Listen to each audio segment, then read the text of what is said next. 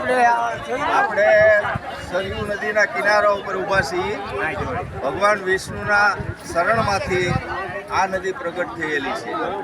રામ અને લક્ષ્મણે લક્ષ્મણે સરયુ પ્રવેશ કર્યો. ત્યારબાદ લક્ષ્મણ વિના રામ કે હું પણ ન જીવી શકું એટલે પાછળથી રામે સરયુ નદીની અંદર પ્રવેશ કર્યો છે.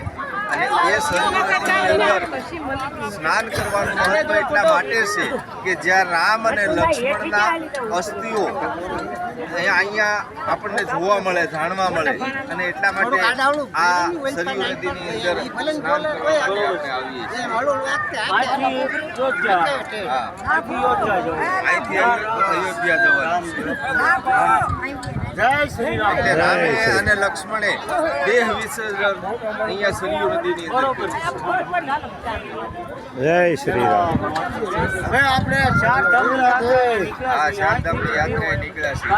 અહીંથી હવે આપણે રામ મંદિરના, હનુમાનજીના, સીતાજીના બધા દર્શન કરી અને કાલે પછી હરિદ્વાર જવાના છે.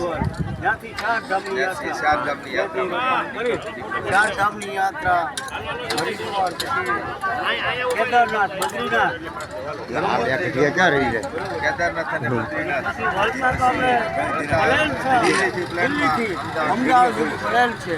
19 તારીખે નીકળ્યા. તારીખ 19/4/2025 દિવસે નીકળ્યા. 19 તારીખે નીકળ્યા છીએ અને 19 તારીખે આપણી પ્લેનની ટિકિટ છે. 19 તારીખે.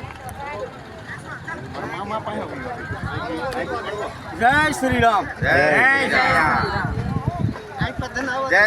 શ્રી રામ. જય શ્રી રામ. હાલો આપણે ઘટેલ